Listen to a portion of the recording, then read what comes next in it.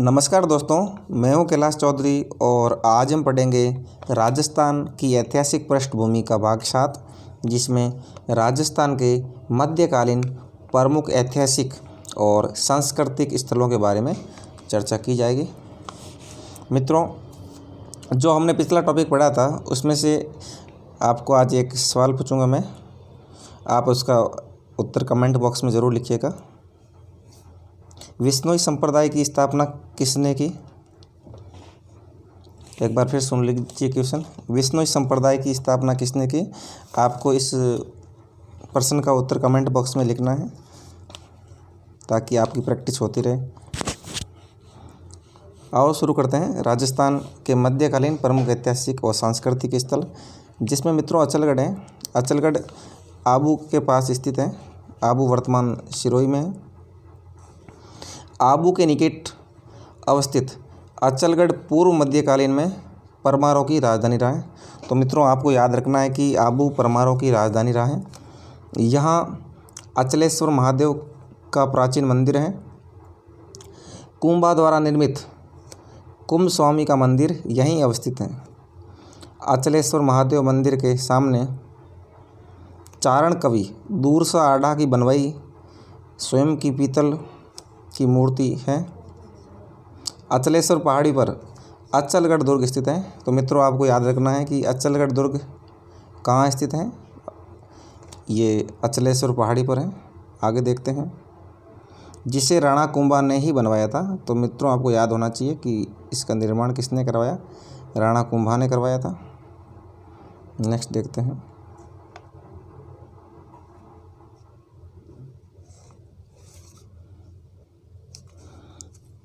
अजमेर।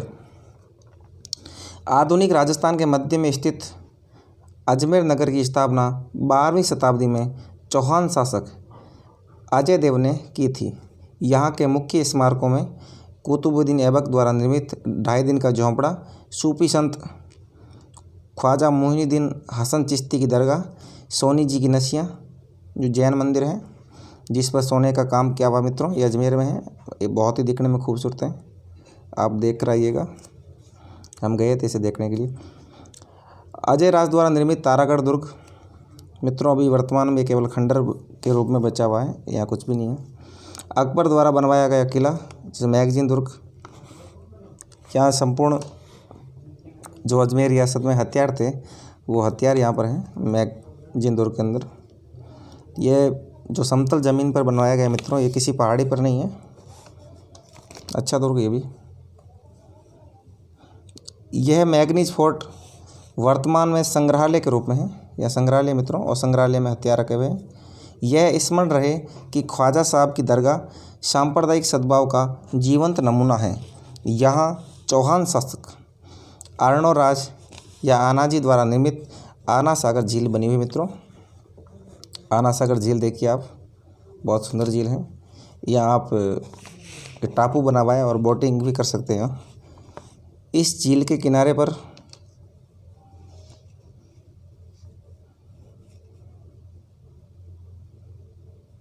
जहांगीर ने दौलत बाग या सुभाष उद्यान का निर्माण करवाया। मित्रों, दौलत बाग का निर्माण जहांगीर ने करवाया, जिसको वर्तमान में सुभाष उद्यान के नाम से जाना जाता है। ये जो आना सागर झील है इसके जस्ट पास के अंदर है। शाहजहाँ ने बारहदरी का निर्माण करवाया। तो मित्रों, यहाँ बारहदरी का निर्माण शाहजहाँ ने करवाया। ये भी यहीं पर है, दौलत बाग या सुभाष उद्यान में। फिर आगे देखते हैं मित्रों हम अलवर। 18वीं शताब्दी में राव राजा प्रताप सिंह ने अलवर राज्य की स्थापना की। तो मित्रों, आपको याद रखना कि अलवर राज्य की स्थापना किसने की? 18वीं शताब्दी में राव राजा प्रताप सिंह ने। अलवर का किला जो बाला दुर्ग के नाम से जाना जाता है, इसका निकनेम है बाला दुर्ग। 16वीं शताब्दी में एक अफगान अधिकारी हसन खान मेवाती ने इसे बनवाया था। अलवर में मूसी महारानी की छतरी स्थित है। ये मित्रों ये प्रसिद्ध छतरी है, जिसका निर्माण राजा बख्तावर सिंह की पत्नी रानी मूसी की स्मृति में करवाया था। इसके पुत्र ने करवाया था, मूसी रानी के।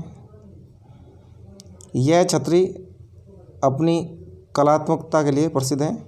अलवर का राजकीय संग्रहालय दर्शनीय है, जहाँ अलवर शैली के चित्र सुरक्षित हैं। मित्रों, अलवर की चित्रकला भी प्रसिद्ध रही है। उसके यहाँ चित्र हैं इसी संग्रहालय में। फिर आगे देखते हैं दोस्तों, आबू अरावली पर्वतमाला के मध्य स्थित आबू सिरोही के निकट स्थित है। अरावली पर्वतमाला का सबसे ऊंचा भाग गुरु शिखर है, जो आबू के अंदर ही है। मित्रों, इसकी ऊंचाई है 1722 मीटर। आप याद रखिए, जो गुरु शिखर है राजस्थान का सबसे ऊंचा शिखर है, इसकी ऊंचाई 1722 मीटर है। आगे देखते हैं, महाभारत में आबू की गणना तीर्थ स्थानों में की गई है। आबू अपने देलवाड़ा जैन मंदिरों के लिए विख्यात हैं। यहाँ विमल शाह द्वारा निर्मित आदिनाथ मंदिर, यह मित्रों हमने पिछले टॉपिक में पढ़ा था, पिछले 2-3 टॉपिक छोड़ गए, तथा वास्तुपाल तेजपाल द्वारा निर्मित नेमिनाथ का मंदिर उल्लेखनीय है। दोस्तों, जब हमने यहाँ के शासकों के बारे में पढ़ा था, चौहान शासकों के बारे में, तब हमने अध्ययन किया था जो विमल शाह ने आदिनाथ मंदिर का निर्माण करवाया। और जो विमल शाह था, जो गुजरात के शासक थे, उन्होंने इसे नियुक्त किया था यहाँ। और वास्तुपाल तेजपाल थे, इन्होंने नेमिनाथ मंदिर का निर्माण करवाया। आबू के देलवाड़ा के जैन मंदिर अपनी नक्काशी, सुंदर मीनाकारी और पच्चीकारी के लिए भारत भर में प्रसिद्ध हैं। इन मंदिरों का निर्माण 11वीं और 13वीं शताब्दी में किया गया था। ये मंदिर श्वेत संगमरमर से निर्मित हैं। यहाँ श्वेत पत्थर पर इतनी बारीक खुदाई की गई है जो अत्यंत दुर्लभ है। मित्रों, आबू पर्वत को अग्निकुल के राजपूतों की उत्पत्ति का स्थान बताया गया है। मित्रों, जो राजपूतों की उत्पत्ति अग्निकुल से बताई थी, जिसमें ये बताया कि राजपूतों की उत्पत्ति अग्निकुंड से हुई है, जिसमें चंद्रबरदाई ने ऐसे बताया। 4 राजपूत हुए, जिन्हें परमार, प्रत्यार, चालुक्य और चौहान, जिनकी उत्पत्ति चंद्रबरदाई ने पृथ्वीराज रासो में बताया था कि इनकी उत्पत्ति अग्नि से हुई है। फिर आगे मित्रों आमेर पढ़ते हैं। आमेर जयपुर की राजधानी रहा है काफ़ी समय। यहाँ के राजा भारमल, मान सिंह इत्यादि हुए हैं, भगवंतास। जयपुर से 7 मील उत्तर पूर्व में स्थित आमेर ढूंढाड़ राज्य की जयपुर बसने से पूर्व तक राजधानी था। दिल्ली जयपुर मार्ग पर स्थित होने के कारण आमेर का मध्यकाल में बहुत महत्व रहा है। कछवाहा वंश की राजधानी आमेर के वैभव का युग मुगल काल से प्रारंभ होता है। आगे देखते हैं मित्रों, आमेर का किला दुर्ग स्थापत्य कला का उत्कृष्ट नमूना है। दोस्तों, आमेर का दुर्ग बहुत सुंदर दुर्ग है। जो हम जयगढ़ दुर्ग और नाहरगढ़ दुर्ग देखने जाते हैं, तो वहाँ से जयगढ़ दुर्ग के ऊपर से देखते हैं तो नीचे ये आमेर का किला नज़र आता है। और यहीं शीला देवी का मंदिर है, बहुत सुंदर है, आप देख सकते हैं। यहाँ के भव्य पार्षद और मंदिर हिंदू और फारसी शैली में मिश्रित रूप हैं। इसमें बने दीवाने आम, दीवाने खास, मित्रों दीवाने खास को शीश महल कहते हैं, आदि की कलात्मकता प्रशंसनीय है। इस किले में जगत शिरोमणि मंदिर और शीला देवी के मंदिर बने हुए हैं। बिल्कुल मित्रों, जगत शिरोमणि मंदिर भी यही है और शीला देवी का मंदिर भी यही है। इसका निर्माण मान सिंह के समय हुआ था। मान सिंह शीला देवी की मूर्ति को बंगाल से जीत कर लाया था। मित्रों, आपको ये याद रखना है कि जो शीला देवी की मूर्ति है आमेर दुर्ग के अंदर, ये मान सिंह कहाँ से लाए, तो बंगाल के राजा को हरा कर लाए थे यहाँ से। आमेर पर्यटन के लिए प्रसिद्ध हैं। फिर आगे देखते हैं दोस्तों, उदयपुर। महाराणा उदय सिंह ने 16वीं शताब्दी में इस शहर की स्थापना की थी। यहाँ के महल विशाल परिसर में अपनी कलात्मकता के लिए प्रसिद्ध हैं। राजमहलों के पास ही 17वीं शताब्दी का निर्मित जगदीश मंदिर है। मित्रों, आपको याद रखना है, जगदीश मंदिर उदयपुर में है।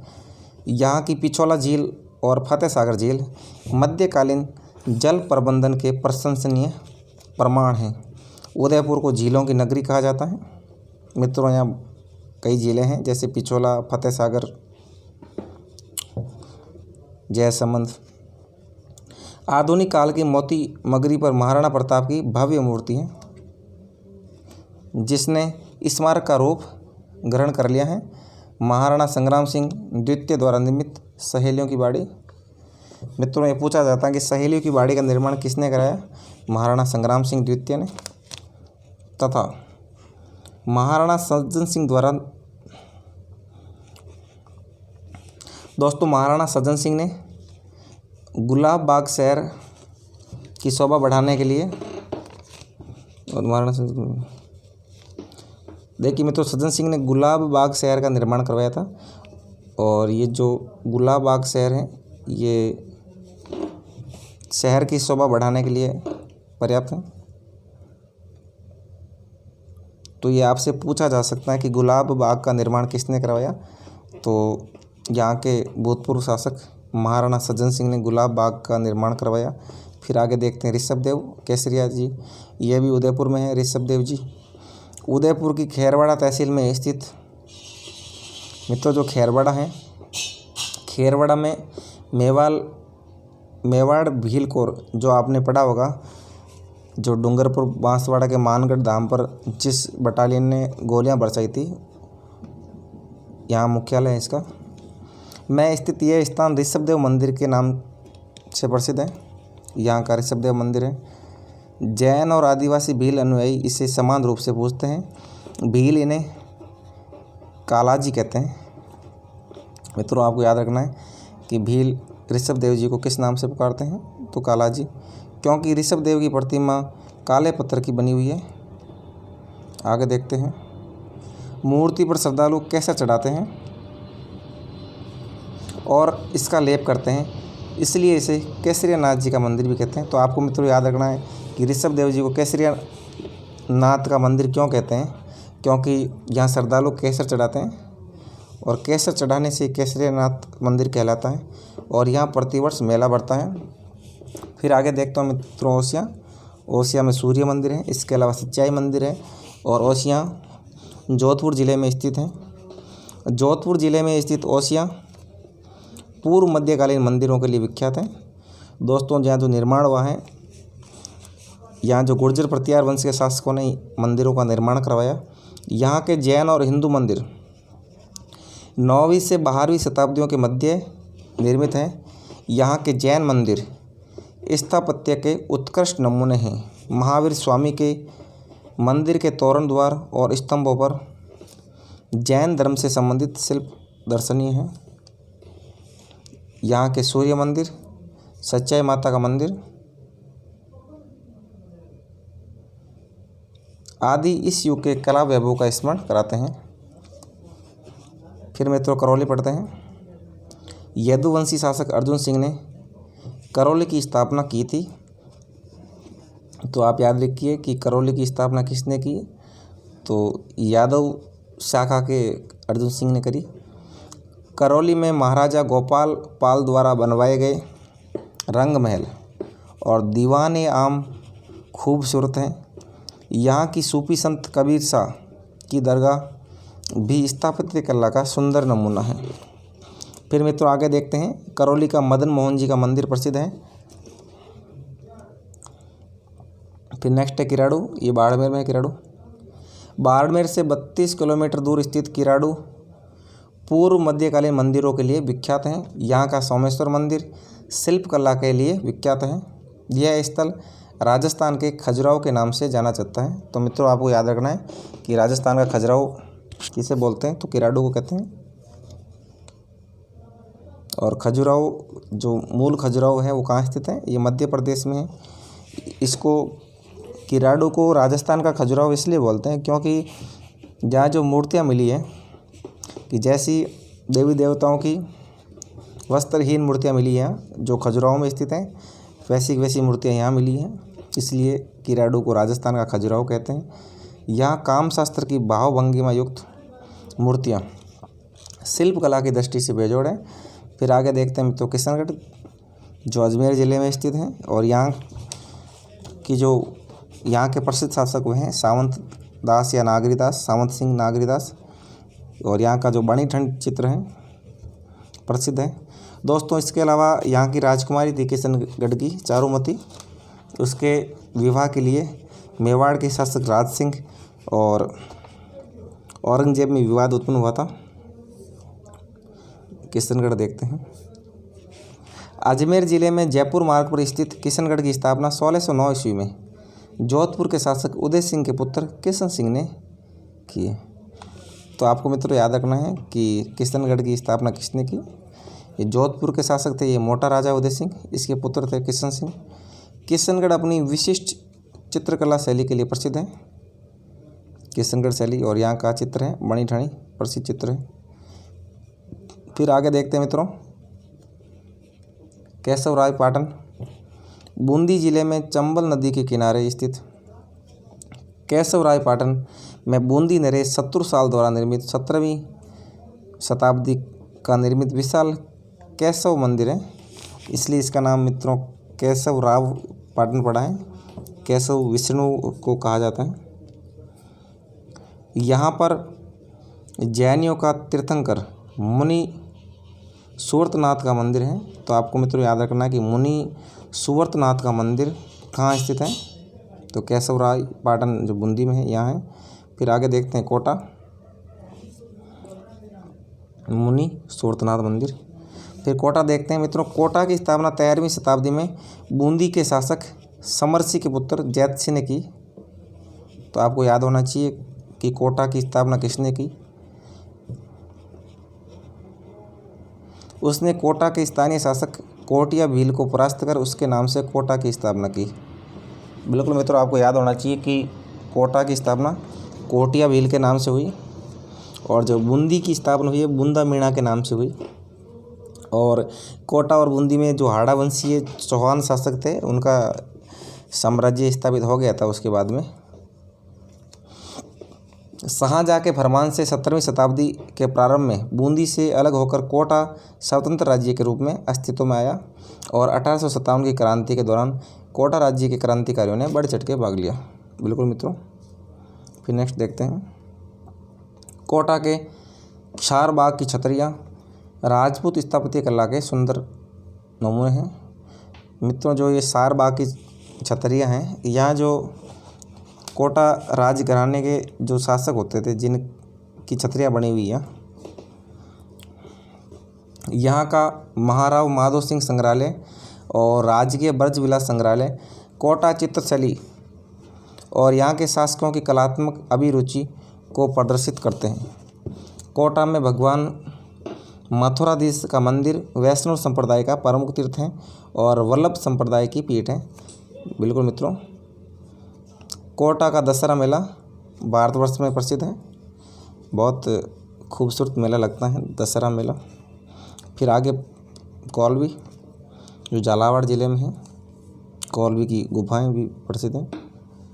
कौलवी झालावाड़ ज़िले में डग कस्बे के समीप स्थित कौलवी की गुफाएं बौद्ध विहारों के लिए प्रसिद्ध हैं। तो मित्रों, आपको पता होना चाहिए कि विहार और चैत्य में क्या अंतर है।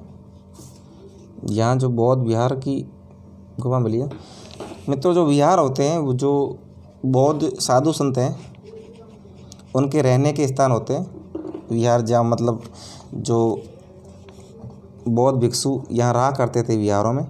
और चैत्य मित्रों, जहाँ भगवान बुद्ध की जहाँ पूजा की जाती है उन लोग को चैत्य बोलते थे। तो ये गुफाएं दो प्रकार की होती थी, विहार गुफाएं जहाँ बौद्ध भिक्षु रहते थे, और चैत्य जहाँ भगवान गौतम बुद्ध की पूजा अर्चना होती थी। ये विहार 5वीं से 7वीं शताब्दी के मध्य निर्मित माने जाते हैं। ये गुफाएं एक पहाड़ी पर स्थित हैं जो चट्टानें काट कर बनाई गई है। फिर आगे मित्रों पढ़ते हैं खानवा। खानवा का युद्ध बहुत प्रसिद्ध है, आपको पता होगा। भरतपुर जिले में स्थित खानवा मेवाड़ के महाराणा सांगा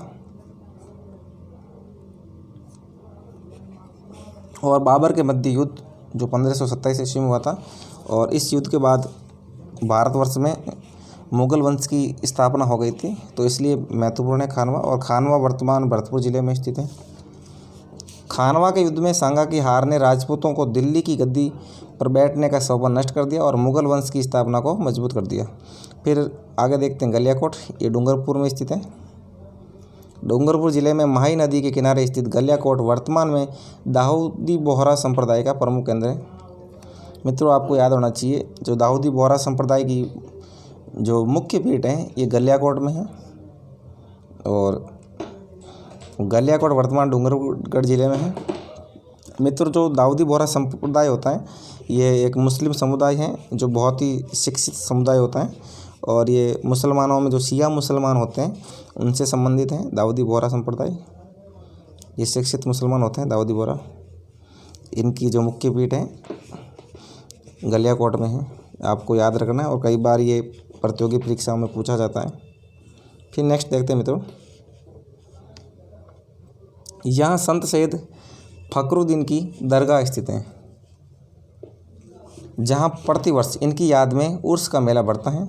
फिर मित्रों पढ़ते हैं गोगामेड़ी, जो हनुमानगढ़ ज़िले में स्थित है। हनुमानगढ़ ज़िले में नौहर तहसील में स्थित गोगामेड़ी लोक देवता गोगा जी का प्रमुख तीर्थ स्थल है। यहाँ जहाँ प्रतिवर्ष उनके सम्मान में एक पशु मेले का आयोजन होता है। राजस्थान में गोगा जी सर्पों के लोक देवता के रूप में प्रसिद्ध हैं। मित्रों, सर्पों के एक लोक देवता और वे हैं जो तेजा जी हुए, गोगा जी भी हुए, किंतु इन्हें गोगा जी और मुसलमान गोगा पीर के नाम से जानते हैं।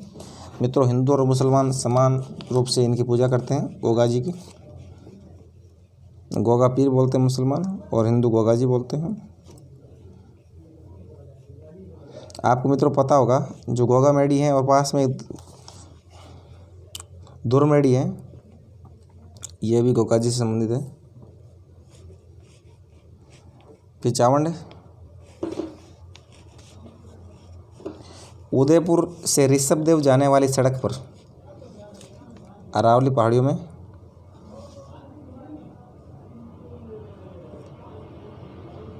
अरावली पहाड़ियों के मध्य चावंड गांव बसता हुआ है। मित्रों, आपको चावंड पता होगा कि चावंड महाराणा प्रताप की संकटकालीन राजधानी रहा है, आपको मित्रों याद होना चाहिए।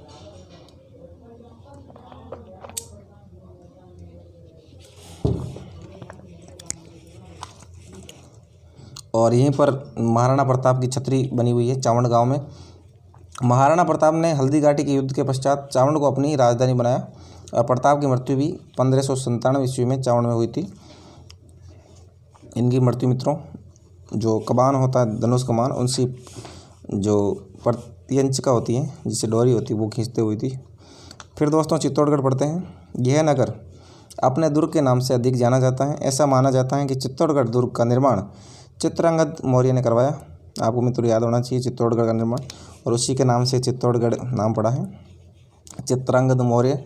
समय समय पर चित्तौड़गढ़ दुर्ग का विस्तार होता रहा है, और चित्तौड़ दुर्गों का सिरमौर कहा गया है चित्तौड़गढ़ दुर्ग को। इसके बारे में कहावत है, गढ़ तो चित्तौड़गढ़ बाकी सब गढ़ैया। तो कितना महत्वपूर्ण है, आपको ये कहावत याद रखनी है, गढ़ तो चित्तौड़गढ़ बाकी सब गढ़ैया। इसका अर्थ यह है कि चित्तौड़गढ़ एक बड़ा दुर्ग है और बाकी जो दुर्ग हैं बिल्कुल इसके सामने छोटे छोटे हैं। चित्तौड़गढ़ के शासकों ने तुर्कों और मुगलों से इतिहास परिचित संघर्ष किए। मित्रों, जो चित्तौड़गढ़ के शासक हुए हैं गोइल वंशीय शासक सिसोदिया वंशीय, इन्होंने बहुत वीरतापूर्वक सामना किया था मुगलों का, और राजस्थान की अन्य रियासतें थी वो मुगलों का तुर्कों का इतना अच्छी तरह मुकाबला नहीं कर पाए थे। चित्तौड़गढ़ दुर्ग में राणा कुंभा द्वारा बनवाए गए अनेक स्मारक हैं, जिनमें 9 मंजिला प्रसिद्ध कीर्ति स्तंभ या विजय स्तंभ। मित्रों, आपको याद रखना है जो विजय स्तंभ है, जो विष्णु स्तंभ भी बोलते हैं इसको, विष्णु भगवान की मूर्तियाँ यहाँ पर, और ये 9 मंजिला है, यह भी आपको याद रखना है। और इसका निर्माण है महाराणा कुंभा ने करवाया था, और महाराणा कुंभा जब मालवा में जीत गए थे, महमूद खिलजी को परास्त किया था, तो मालवा विजय के उपलक्ष्य में इसका निर्माण करवाया था। स्तंभ कुंभ श्याम मंदिर, श्रृंगार चवरी, कुंभा का महल आदि शामिल हैं। यहाँ मित्रों पास में है। दुर्ग में रानी पद्मिनी का महल, जैन तीर्थंकर आदिनाथ को समर्पित 7 मंजिला जैन कीर्ति स्तंभ, जयमल फत्ता के महल। बिल्कुल मित्रों, जयमल और फत्ता के महल यहीं पर है। दोस्तों, इसके अलावा जयमल और फत्ता की जो मूर्तियाँ हैं वो आगरा का किला है उसके गेट पर लगाई हुई है, आपको ये भी याद रखना है। साथ में मीरा मंदिर, रैदास की छतरी, ये भी चित्तौड़गढ़ में, और रैदास मित्रों जो मीराबाई के गुरु थे। फिर तुलजा भवानी मंदिर आदि अपने कलात्मक और ऐतिहासिक महत्व के प्रसिद्ध मंदिर हैं। फिर दोस्तों जयपुर देखते हैं। जयपुर को भारत का पेरिस बोलते हैं। मित्रों पेरिस एक खूबसूरत शहर है, फ्रांस की राजधानी भी है ये, और फ्रांस का शहर है। तो खूबसूरती के लिहाज से राजस्थान के जयपुर की तुलना पेरिस से की गई है, इसलिए जयपुर को भारत का पेरिस बोलते हैं। और गुलाबी नगर बोलते हैं क्योंकि यहाँ जो पुराना शहर है वो जो सारे जितनी भी दुकानें हैं, सब कुछ हैं या इमारतें हैं, वो गुलाबी रंग से रंगी गई है। जयपुर की स्थापना 1727 में सवाई जयसिंह के द्वारा की गई। बिल्कुल मित्रों, आपको याद रखना है, सवाई जयसिंह वही है जिन्होंने 5 वेधशालाओं का निर्माण करवाया था। मित्रों आपको कमेंट बॉक्स में कमेंट करना है, ये पिछले टॉपिकों में हमने पढ़ा था कि सवाई जयसिंह ने 5 वेधशालाओं का निर्माण किन किन शहरों में करवाया। आज आपको इसके उत्तर देने हैं। कछवा राजाओं की इस राजधानी का महत्व अपने स्थापना काल से ही रहा है। यहाँ के स्थापत्य में राजपूत और मुगल स्थापत्य का मिश्रण देखा जा सकता है। यहाँ का सिटी पैलेस जयपुर के राज परिवार का निवास स्थल रहा है। फिर आगे देखते हैं दोस्तों, सिटी पैलेस के पास ही गोविंद देव जी का मंदिर है जो सवाई जयसिंह द्वारा निर्मित है। बिल्कुल मित्रों, फिर आगे सवाई जयसिंह द्वारा स्थापित वेधशाला जंतर मंतर का विशेष महत्व है। बिल्कुल मित्रों, जंतर मंतर ये वेधशाला हुई है, जयपुर में है। इसके अलावा 4 जगह और हैं वेधशाला, तो मित्रों मैं आपको बता ही देता हूँ। इसके अलावा एक वेधशाला दिल्ली में है दोस्तों।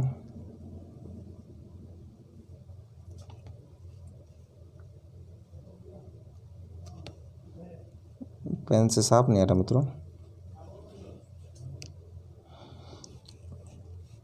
और उसके बाद में जो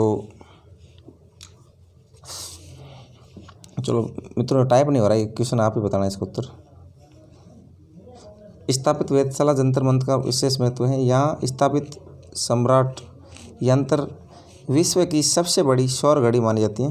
दोस्तों जो सौर घड़ी है यहाँ सबसे बड़ी है यहाँ विश्व में। नाहरगढ़ किला, हवा महल, ये जो नाहरगढ़ किला और जयगढ़ किला है पास पास में, हवा महल ये 5 मंजिला है। इसका निर्माण सवाई प्रताप सिंह ने करवाया था।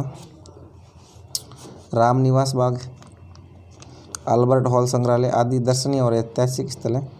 फिर जालौर है। ऐसा माना जाता है कि जालौर जाबालीपुर, ये मित्रों एक ही है, जालौर जाबालीपुर, इसकी राजधानी भी रहा है जाबालीपुर। जाबालीपुर प्राचीन काल में महर्षि जाबाली की तपोभूमि था। तो आपको याद रखना है कि जो जाबालीपुर कहते हैं जालौर को, वो महर्षि जाबाली के नाम से बोलते हैं। जालौर के प्रसिद्ध शासक कानड़ देव ने अलाउद्दीन खिलजी से लंबे समय तक लौटा लिया था। बिल्कुल दोस्तों, हमने पिछले टॉपिक में पढ़ा था। जालौर के स्वर्णगिरी दुर्ग का निर्माण परमार राजपूतों ने करवाया था। बिल्कुल मित्रों, इसको स्वर्णगिरी दुर्ग कहते थे। और स्वर्णगिरी से सोनगिरी की उत्पत्ति हुई है, और सोनगिरी से जालौर के शासकों को सोनगरा शासक बोलते थे, सोनगरा चौहान। दुर्ग में वैष्णव व जैन मंदिर तथा सूफी संत मलिक शाह का मकबरा है। फिर दोस्तों देखते हैं जैसलमेर। राजस्थान का क्षेत्रफल की दृष्टि से सबसे बड़ा जिला है जैसलमेर, पश्चिम के अंदर है। और फिर बाटी राजपूतों की राजधानी रहा है मित्रों। जैसलमेर की स्थापना 12वीं शताब्दी में महारावल जैसल ने की थी। बिल्कुल याद रखना आपको, महारावल जैसल ने की इसकी स्थापना। जैसलमेर दुर्ग पीले पत्थरों से निर्मित होने के कारण सोनार का किला कहते हैं। मित्रों जो सोना होता है वो पीले कलर का होता है, और इसीलिए इसे सोनार दुर्ग बोलते हैं, क्योंकि यहाँ पीले पत्थरों का निर्माण में उपयोग किया गया है। दुर्ग में अनेक वैष्णव और जैन मंदिर बने हुए हैं। बिल्कुल मित्रों, जो अपनी शिल्पकला की उत्कृष्टता के कारण विख्यात हैं। जैसलमेर का जिनबद्र ज्ञान भंडार प्राचीन ताड़पत्रों और पांडुलिपियों तथा कई भाषाओं के ग्रंथों के लिए प्रसिद्ध है। बिल्कुल आपको मित्रों याद रखना है, जैसलमेर का जिनबद्र ज्ञान भंडार। जैसलमेर अपनी हवेलियों की वजह से ही विशेष पहचान रखता है। दोस्तों इसके अलावा एक जो हवेलियों के लिए राजस्थान का और नगर प्रसिद्ध है वो फतेहपुर है। और शेखावटी, जो संपूर्ण शेखावटी मान लो, नवलगढ़ हो गया, ये प्रसिद्ध हैं हवेलियों के लिए। फतेहपुर, यहाँ पटवों की हवेलियाँ, सालम सिंह की हवेली, नथमल की हवेली अपने जारों, तो आपको याद रखना है या कौन कौन सी हवेली यहाँ है, क्योंकि हवेलियाँ राजस्थान के शेखावटी में ज़्यादा पाई जाती हैं, तो आपको बिल्कुल याद होना चाहिए पटवों की हवेली कहाँ स्थित है, सालिम सिंह की हवेली कहाँ स्थित है और नथमल की हवेली कहाँ स्थित है। ये सभी हवेलियाँ जैसलमेर ज़िले में हैं। अपने झरोकों, दरवाज़ों व जालियों की नक्काशी युक्त शिल्प के लिए पहचानी जाती हैं। जैसलमेर शासकों के निवास बादल निवास वह जवाहर विलास शिल्प कला के बेजोड़ नमूने हैं। बिल्कुल मित्रों, यह जैसलमेर के जो राजा थे, यह बादल निवास और जवाहर विलास, ये मित्रों महल बने हुए इसके अंदर, जो सोनार का किला है सोनारगढ़, इसके अंदर ही है जवाहर विलास और बादल निवास। रावत गढ़सी सिंह द्वारा निर्मित मध्यकालीन गढ़सी सरोवर अपनी कलात्मक प्रवेश द्वार और छतरियों के लिए प्रसिद्ध है। तो गढ़सी जो सरोवर है यह भी वही है जैसलमेर में। फिर आगे दोस्तों देखते हैं जोधपुर। जोधपुर नगर की स्थापना 1459 ईस्वी में राव जोधा ने की थी। जोधपुर के मेहरानगढ़ दुर्ग का निर्माण राव जोधा ने शुरू किया, जिसमें कालांतर में विस्तार होता रहा है। दोस्तों ये जो दुर्ग है ये चिड़िया टूंक पहाड़ी पर स्थित है जोधपुर ज़िले में। फिर आगे देखते हैं, जोधपुर के मेहरानगढ़ दुर्ग का निर्माण राव जोधा ने शुरू किया, जिससे कालांतर में विस्तार होता रहा है। इस दुर्ग को मयूर ध्वज के नाम से भी जाना जाता है, क्योंकि दोस्तों इस जो दुर्ग की आकृति है, जो मयूर होता है उसके आकार की है। इस दुर्ग में फूल महल, मोती महल, चामुंडा देवी का मंदिर, दोस्तों आपको चामुंडा देवी का मंदिर याद होगा, जब यहाँ एक बार भगदड़ मची थी और कई लोग मारे गए थे, ये वही चामुंडा देवी का मंदिर है। और जो इसके लिए जांच कमेटी बैठी थी, जस्टिस चोपड़ा समिति, अभी तक जांच चल रही है उसकी। दुर्ग के पास ही जसवंत थड़ा है, जो महाराजा जसवंत सिंह द्वितीय की स्मृति में बनवाया गया है। तो आपको मित्रों याद रखना है कि जसवंत थड़ा कहाँ स्थित है। जसवंत थड़ा भी यहाँ जोधपुर में है, इसके पास में है। बिल्कुल सफ़ेद संगमरमर से निर्मित है, ये बहुत खूबसूरत है मित्रों। इसे राजस्थान का मारवाड़ का ताजमहल भी बोलते हैं मित्रों, मारवाड़ का ताजमहल जसवंत थड़ा को। आपको याद रखना है कि मारवाड़ का ताजमहल किसे कहा जाता है। यहाँ आधुनिक काल का उम्मेद भवन या चित्र पैलेस अपनी विशालता और कलात्मकता के लिए प्रसिद्ध है। दोस्तों जो उम्मेद भवन पैलेस, ये एक बहुत ही विशाल होटल का रूप ले चुका है। और यहाँ ये जो होटल है ये बहुत ही लग्जरी होटल है, बहुत महंगी होटल है उम्मेद भवन पैलेस।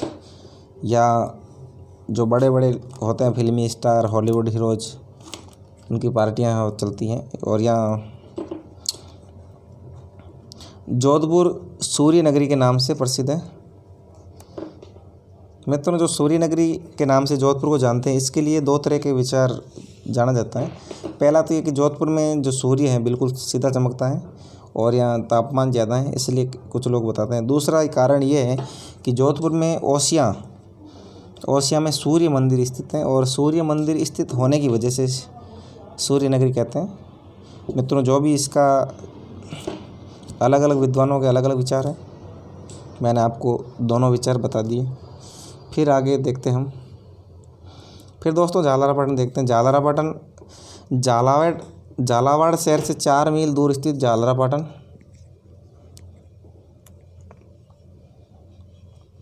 कस्बा कोटा राज्य के प्रधानमंत्री जालिम सिंह ने करवाया था। तो दोस्तों आपको याद रखना है कि झालरापाटन का निर्माण किसने करवाया। कोटा राज्य के प्रधानमंत्री जालिम सिंह ने करवाया। यहाँ पहले 108 मंदिर थे, जिनकी झालरों और घंटियों के कारण कस्बे का नाम झालरापाटन पड़ा। तो आपको याद रखना है कि झालरापाटन के नाम कैसे हुआ है, क्योंकि यहाँ 108 मंदिर थे पहले, तो और जिनकी झालर थी और घंटियाँ थी, इसकी वजह से इसको झालरापाटन कहते हैं। फिर यहाँ का मध्यकालीन सूर्य मंदिर प्रसिद्ध है, जो वर्तमान में 7 शैलियों के मंदिर के नाम से विख्यात है। 7 सहेलियों का मंदिर जालरापाटन से। और दोस्तों जालरापाटन वैसे प्रसिद्ध हैं क्योंकि जालरापाटन से जो राजस्थान की पूर्व मुख्यमंत्री वसुंधरा राजे सिंधिया चुनाव लड़ती हैं यहाँ से, इनका विधानसभा क्षेत्र भी है ये। और यहाँ का शांतिनाथ का जैन मंदिर विशाल और भव्य है जो 11वीं शताब्दी का निर्मित है। तो आपको ये भी याद रखना है, शांतिनाथ जैन मंदिर, ये भी जालरापाटन में। फिर दोस्तों टोंक पढ़ते हैं। टोंक 17वीं शताब्दी में एक ब्राह्मण ने 12 ग्रामों को मिलाकर टोंक की स्थापना करी। 19वीं शताब्दी के प्रारंभ में अमीर खान ने टोंक रियासत की स्थापना करी।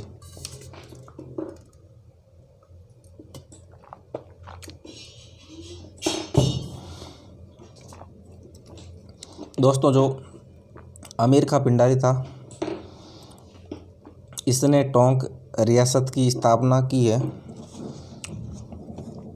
और जो टोंक रियासत थी दोस्तों, जो जब भारत आज़ाद हुआ था तब टोंक एकमात्र रियासत थी जहां मुसलमान शासक का शासन स्थापित था। और इसके अलावा 2 रियासतें थी जहां जाट राजाओं का शासन था, धौलपुर और भरतपुर, और टोंक मुसलमान शासकों का। दोस्तों इसके अलावा जितनी भी राजस्थान में रियासतें हुई हैं, टोटल 19 रियासत थी जब देश आज़ाद हुआ था। उसमें से 16 रियासतों में राजपूत राजाओं का शासन था और एकमात्र टोंक था जहां शासन अमीर खां पिंडारी के वंशजों का था। टोंक की सुनहरी कोटी पच्चीकारी और मीनाकारी के लिए प्रसिद्ध है। टोंक के अरबी और फारसी शोध संस्थान, आपको ये याद रखना है, ये प्रतियोगी परीक्षा में बार बार पूछा जाने वाला प्रश्न है कि अरबी और फारसी शोध संस्थान कहाँ स्थित है। टोंक होगा। जो आधुनिक काल का है में हस्तलिखित उर्दू और फारसी ग्रंथों का विशाल संग्रह है। आगे दोस्तों डूंगरपुर पढ़ते हैं। डूंगरपुर रावल वीर सिंह ने 14वीं शताब्दी में डूंगरपुर की स्थापना की। डूंगरपुर को वागड़ राज्य की राजधानी होने का सौभाग्य प्राप्त हुआ। डूंगरपुर अपने मध्यकालीन मंदिरों, हरे मंदिर के पत्थर की मूर्तियों आदि के कारण प्रसिद्ध रहा है। यहाँ का गैप सागर जलाशय अपनी स्थापत्य के कारण आकर्षित करता है। तो गैप सागर जलाशय ये डूंगरपुर में स्थित है। यहाँ का उदय विलास पैलेस सफ़ेद संगमरमर और नीले पत्थर से बना है जो नक्काशी और झरोकों से सुसज्जित हैं। आदिवासियों से बाहुल्य डूंगरपुर में परंपरागत जनजीवन की झांकी देखने को मिलती है। फिर आगे दोस्तों डीग पढ़ते हैं। जो डीग है भरतपुर ज़िले में स्थित है। भरतपुर ज़िले में डीग जाट नरेशों के भव्य महलों के लिए विख्यात है। डीग के महल प्रसिद्ध हैं। भरतपुर शासक सूरजमल जाट ने 18वीं शताब्दी में यहाँ सुंदर राज प्रसाद बनवाए। मित्रों जो सूरज सिंह हुए हैं, इनको जाटों का अफलातून या जाटों का प्लेटो की संज्ञा भी दी जाती है। डीग कस्बे के चारों ओर मिट्टी का बना किला है जिसे गोपालगढ़ कहते हैं। दोस्तों गोपालगढ़ किला भी स्थित है यहाँ। फिर नागौर पढ़ते हैं। नागौर का प्राचीन नाम अहिर छत्रपुर है। मित्रों याद रखना, अहिर छत्रपुर जो नागौर का प्राचीन नाम है। यहाँ समय समय पर नागवंश, परमार वंश और मुगल वंश का शासन रहा है। अपने विशालकाय परकोटों व प्रभावशाली द्वारों के कारण नागौर राजपूतों के अद्भुत नगरों में से एक है। मित्रों जो नागौर के शासक हुए अमर सिंह राठौड़ यहाँ के प्रसिद्ध शासक हुए। ऐतिहासिक नागौर किले में शानदार महल, मंदिर और भव्य इमारतें हैं। नागौर का दुर्ग दोहरे परकोटे से घिरा है। मित्रों दोहरी दीवारें हैं यहाँ। यह किला राव अमर सिंह राठौड़ की शौर्य गाथाओं के कारण इतिहास प्रसिद्ध है। नागौर के ऐतिहासिक झंडा तालाब पर बनी 16 कलात्मक खंभों से निर्मित अमर सिंह राठौड़ की छतरी और कलात्मक बावड़ी दर्शनीय है। यहाँ सूफी संत हमीदुद्दीन नागौरी की दरगाह भी है। जो हमीदुद्दीन नागौरी की दरगाह है मित्रों, ये हिंदू मुस्लिम सद्भाव के रूप में पहचानी जाती है। नागौर का पशु मेला राजस्थान का दूसरे सबसे बड़ा पशु मेला है। दोस्तों जो राजस्थान में पशु मेले भरे जाते हैं वो सर्वाधिक नागौर जिले में ही भरे जाते हैं। फिर नाथद्वारा देखते हैं। नाथद्वारा राजसमंद जिले में स्थित है। राजसमंद जिले में बनास नदी के किनारे बसे नाथद्वारा पूरे देश में श्रीनाथ जी के वैष्णव मंदिर के लिए प्रसिद्ध हैं।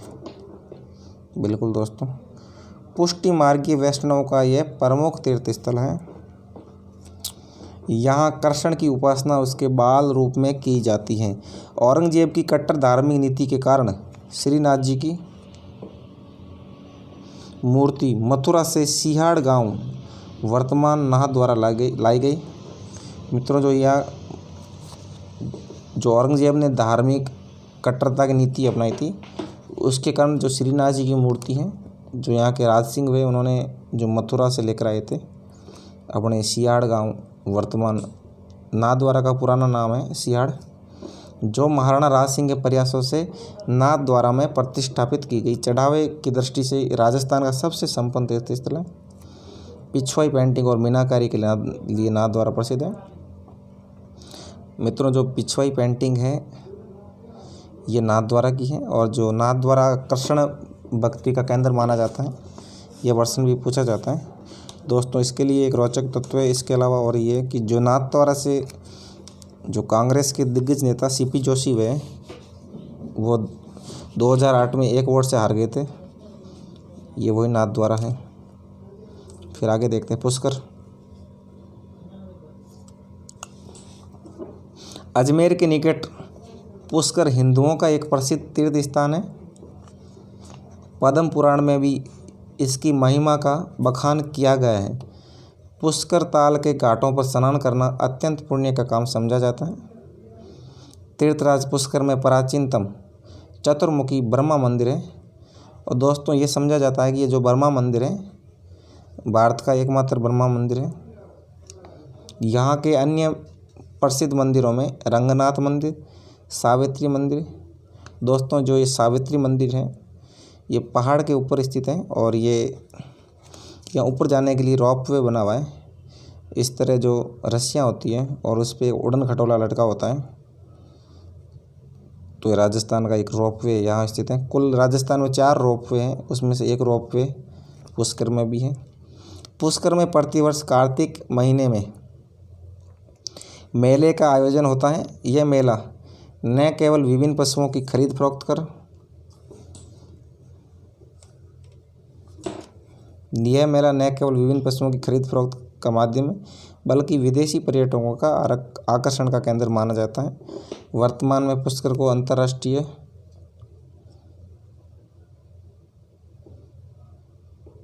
महत्व प्राप्त है। बिल्कुल मित्रों, फिर आगे देखते हैं बूंदी। राव देवा ने 13वीं शताब्दी में बूंदी राज्य की स्थापना की थी। बूंदी के तारागढ़ दुर्ग का निर्माण राव राजा बरसिंह ने 14वीं शताब्दी में शुरू करवाया था। बूंदी के शासक शत्रुसाल हाड़ा मुगल उत्तराधिकार युद्ध के दौरान धर्मत की लड़ाई में मारा गया। जो शत्रुसाल हाड़ा मारे गए थे ये धर्मत के युद्ध में।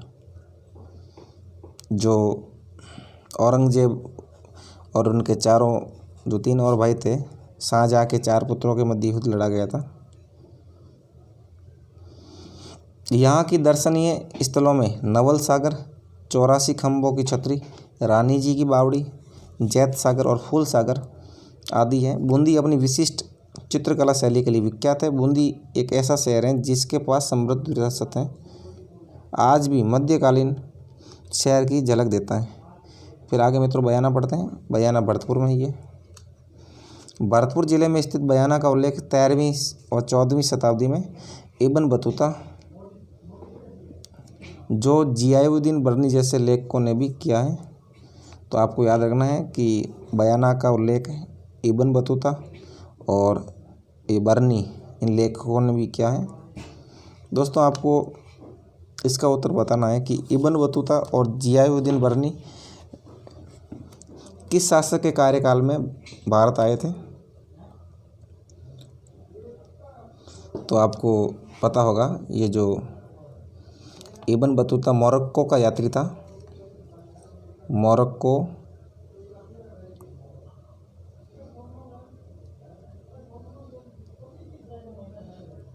मित्रों, जो अफ्रीका महाद्वीप है। अफ्रीका महाद्वीप के उत्तर में एक मोरक्को देश है, यहाँ का इब्न बतूता था। और जो मोहम्मद बिन तुगलक का नाम सुना होगा आपने, जिसको कई उपाधियाँ मिलती है, पागल सुल्तान और इत्यादि, पता नहीं क्या क्या उपाधियाँ उनके लिए। बहुत ही विद्वान शासक हुए हैं। इनके समय में आए थे इब्न बतूता और जियाउद्दीन बुरनी। फिर आगे देखते हैं। मध्यकाल में बयाना नील की खेती के लिए प्रसिद्ध था। तो नील की खेती मित्रों, जो अंग्रेज शासक थे, अंग्रेज़ों ने ज़बरदस्ती नील की खेती करवाई थी भारतीयों से। नील की खेती से ऐसा बताया जाता है कि यदि एक बार वहाँ नील की खेती कर ली जाती तो फसल जो खराब होती थी। इसके अलावा जो खेत है हमेशा के लिए बंजर हो जाते थे और इसमें नील में किसानों को फ़ायदा नहीं मिलता था। अंग्रेज़ों ने बहुत सारे टैक्स लगा दिए थे नील पर। बयाना से बड़ी संख्या में गुप्तकालीन स्वर्ण मुद्राएं मिली हैं, जो तत्कालीन इतिहास पर प्रकाश डालती हैं। राणा सांगा और बाबर के मध्य खानवा की लड़ाई 1527 ईस्वी में हुई थी, जो बयाना के निकट ही है। बिल्कुल मित्रों, अब बारडोली पढ़ते हैं। बारडोली चित्तौड़गढ़ जिले में रावत भाटा के निकट बारडोली हिंदू मंदिरों के लिए प्रसिद्ध है। बिल्कुल मित्रों, हिंदू मंदिर है बारडोली के, चित्तौड़गढ़ डिस्ट्रिक्ट में है। ये मंदिर गणेश, विष्णु, शिव, महिषासुर मर्दिनी आदि को समर्पित हैं। इन मंदिरों से लोगों को सबसे पहले परिचय कर्नल जेम्स टोड ने करवाया था।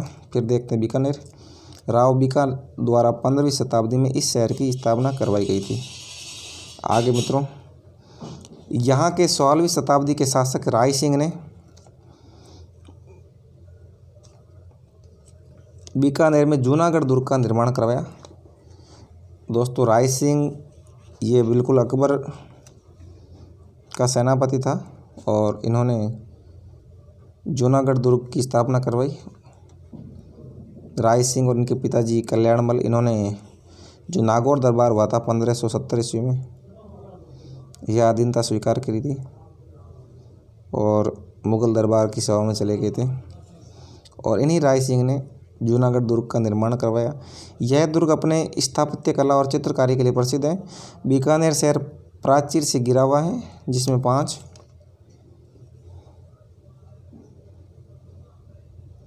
दरवाजे बने हुए। लाल और सफ़ेद पत्थरों से निर्मित रतन बिहारी जी का मंदिर, ये मित्रों रतन बिहारी जी का मंदिर है, ये भी प्रसिद्ध मंदिर है। लालगढ़ पैलेस, पार्श्वनाथ का ऐतिहासिक जैन मंदिर आदि कलात्मक और दर्शनीय है। बीकानेर का अनूप पुस्तकालय पांडुलिपियों और पुस्तकों के लिए प्रसिद्ध है। तो मित्रों, आपको अनूप पुस्तकालय का नाम याद रखना है, ये बीकानेर में है। और पांडुलिपियाँ मित्रों उन लिपियों को कहते थे जो हाथ से लिखी जाती थी। और ये जो पांडुलिपियाँ हैं, जो ताड़पत्र इत्यादि से पन्ने बनाए जाते थे, उन पे लिखी जाती थी। ये पांडुलिपियाँ आज भी बीकानेर के अनूप संग्रहालय में संग्रहित हैं। फिर आगे मित्रों देखते हैं। फिर भरतपुर राजस्थान का पूर्वी प्रवेश द्वार भरतपुर को कहा जाता है। पूर्वी प्रवेश द्वार 18वीं शताब्दी के उत्तरार्ध में जाट शासक बदन सिंह ने स्थापना करी थी इसके उत्तराधिकारी सूरजमल ने भरतपुर राज्य का विस्तार किया और इसे शानदार महलों से अलंकृत किया। मिट्टी की मोटी दोहरी प्राचीरों से घिरा भरतपुर का किला अपनी अभेद्यता के कारण लोहागढ़ दुर्ग के नाम से जाना जाता है। मित्रों, लोहागढ़ दुर्ग इसलिए बोलते थे कि लोहा अभेद्य होता है और भरतपुर दुर्ग भी अभेद्य था, इसलिए लोहागढ़ दुर्ग के नाम से बोलते हैं। मित्रों, इसके अलावा जो कर्नल लैक हुए, उन्होंने भरतपुर पर 5 बार आक्रमण किया, यानी अंग्रेज़ों ने 5 बार आक्रमण किया भरतपुर पर, लेकिन भरतपुर को जीत नहीं सके, इसलिए उसके अभेद्य दुर्ग के नाम से जानते हैं। दोस्तों, भरतपुर के शासक भी बहुत वीर हुए, लेकिन इतिहासकारों ने भरतपुर के साथ हमेशा सौतेला व्यवहार किया है। भरतपुर सांस्कृतिक दृष्टि से पूर्वी राजस्थान का एक समृद्ध नगर है। यहाँ के दर्शनीय स्थलों में गंगा मंदिर, लक्ष्मण मंदिर, जामा मस्जिद, विश्व प्रसिद्ध केवलादेव राष्ट्रीय उद्यान इत्यादि हैं। आपको नाम याद रखने हैं कि गंगा मंदिर, लक्ष्मण मंदिर, जामा मस्जिद, जो जामा मस्जिद दिल्ली वाली जामा मस्जिद है, सबसे प्रसिद्ध है। कई शहरों में जामा मस्जिद और है। और केवलादेव राष्ट्रीय उद्यान, घना पक्षी विहार। दोस्तों ये जो साइबेरियन क्रेन होते हैं, सारस, ये आते हैं सर्दियों में आते हैं। फिर भीनमाल देखते हैं। जालौर जिले में भीनमाल का संबंध प्राचीन इतिहास से रहा है। संस्कृत के प्रख्यात कवि माघ ने अपने ग्रंथ शिशुपाल वध की रचना यहीं से करी थी। तो कवि माघ का जन्म भीनमाल में हुआ और इन्होंने शिशुपाल वध ग्रंथ भी लिखा है। चीनी यात्री ह्वेनसांग ने भीनमाल की यात्रा करी। बिल्कुल मित्रों, ह्वेनसांग ये अपने 7वीं शताब्दी में आए थे भारत, 626 ईस्वी के आसपास। जो हर्षवर्धन थे भारत के शासक, उसके समय में आए थे। थानेश्वर जिनकी राजधानी थी। फिर आगे दोस्तों देखते हैं मंडावा। मंडावा झुंझुनू में मंडावा शेखावटी अंचल का सबसे महत्वपूर्ण कस्बा है। यहाँ बड़ी संख्या में पर्यटक आते हैं। इस कस्बे के चारों ओर रेगिस्तानी टीले हैं। यहाँ स्थित सेठों की हवेलियाँ, उनका स्थापत्य तथा उसमें बने भित्ति चित्र पर्यटन और कला की दृष्टि से महत्वपूर्ण है। गोयनका की हवेली, लाडियों की हवेली आदि हवेली चित्रों के लिए मंडावा प्रसिद्ध है। बिल्कुल आपको याद रखना है, गोयनका की हवेली, लाडियों की हवेली। फिर मंडोर देखते हैं। मंडोर जोधपुर जिले में है। जोधपुर के पास स्थित मंडोर पूर्व में मारवाड़ की राजधानी रहा है। मंडोर दुर्ग के अंदर विष्णु और जैन मंदिरों के खंडर हैं। बिल्कुल मित्रों, ये आपको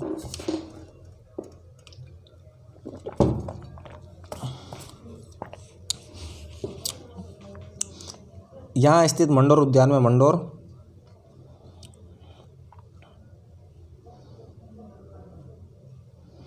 मंडोर संग्रहालय है, जनाना महल है, राजाओं के देवल स्मारक हैं। दोस्तों इसके अलावा यहाँ 33 करोड़ देवी देवताओं की साल भी है। इस उद्यान में राजा अजित सिंह और राजा अभय सिंह ने देवताओं की साल या 33 करोड़ देवी देवताओं की साल भी बोलते हैं, इसका निर्माण करवाया। तो आपको याद रखना है, इसका निर्माण किसने करवाया? राजा अजित सिंह और राजा अभय सिंह। मित्रों अभय सिंह वही हैं जिन्होंने खेजरली में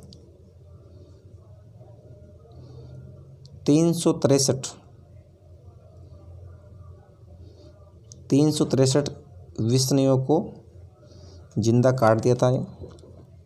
जो पेड़ के चिपक गए थे, पेड़ काटने गए थे, ये वही अभय सिंह है। ये क्रूर शासक हुए हैं। फिर आगे देखते हैं मित्रों महनसर। झुंझुनू में महनसर पौधारों की सोने की दुकान के लिए प्रसिद्ध है, जो हरचंद पौधार ने बनवाई थी। यहाँ के भित्ति चित्रों में मुख्यतः श्री राम और कृष्ण की लीलाओं का सुंदर अंकन हुआ है। यह दुकान जो मूलतः एक इमारत है, पर्यटकों के लिए आकर्षण का केंद्र है। महनसर में सेठों की अनेक हवेलियाँ हैं, जो भित्ति चित्रों और हवेली स्थापत्य के लिए प्रसिद्ध है। महनसर की एक अन्य इमारत उल्लेखनीय है, जिसे तोला राम जी का कमरा कहा जाता है। बिल्कुल मित्रों, इस 2 मंजिला इमारत को देखने के लिए लोग दूर दूर से आते हैं। शेखावटी अंचल में लोकगीतों में इस इमारत की सुंदरता का वर्णन मिलता है। आगे मित्रों रणकपुर पढ़ते हैं। रणकपुर पाली जिले में स्थित है। यहाँ का जैन मंदिर प्रसिद्ध है, जो 1444 खंभों पर टिका हुआ है। इतने खंभे हैं मित्रों यहाँ। बहुत सुंदर मंदिर है ये। अरावली की पहाड़ियों के मध्य स्थित है। पाली जिले में स्थित रणकपुर जैन मंदिर के लिए विख्यात है। यहाँ का मुख्य मंदिर प्रथम तीर्थंकर आदिनाथ ऋषभदेव का है। इनकी चतुर्मुखी प्रतिमा होने के कारण इसे चौमुखा मंदिर भी कहते हैं। इस मंदिर का निर्माण महाराणा कुंभा के शासनकाल में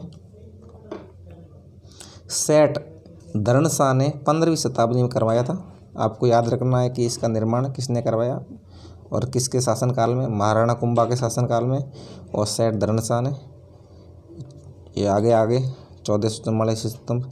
इस मंदिर का शिल्पी दीपक था। इस मंदिर में राजस्थान की जैन कला और धार्मिक परंपरा का अपूर्व प्रदर्शन हुआ है। यह कला मर्मज्ञ की टिप्पणी है कि ऐसा जटिल और कलापूर्ण मंदिर मेरे देखने में नहीं आया, किसी ने टिप्पणी करी है। फिर आगे दोस्तों देखते हैं रामदेवरा। जैसलमेर जिले की पोखरण तहसील में अवस्थित रामदेवरा लोक संत रामदेव जी का समाधि स्थल है रामदेवरा में, या रामदेव जी का भव्य मंदिर बना हुआ है। यहाँ भाद्रपद शुक्ला द्वितीय से एकादशी तक मेला लगता है, जिसमें भारत के कोने कोने से हजारों श्रद्धालु आते हैं। ये मेला सांप्रदायिक सद्भाव के लिए प्रसिद्ध है। मित्रों, रामदेव जी ने इसके अलावा कामड़िया पंथ की स्थापना करी थी। और दोस्तों, आज के लिए बस इतना ही। कल हम जो टॉपिक कंप्लीट कर लेंगे, जिसमें सवाई माधोपुर और जितने भी दोस्तों प्रश्न उत्तर हैं उसके बारे में पढ़ेंगे। ये सवाई माधोपुर, जिसमें हल्दी घाटी, और इसके अभ्यास प्रश्न करेंगे। दोस्तों, आज के लिए बस इतना ही। कल फिर मिलेंगे। जय हिंद, जय भारत।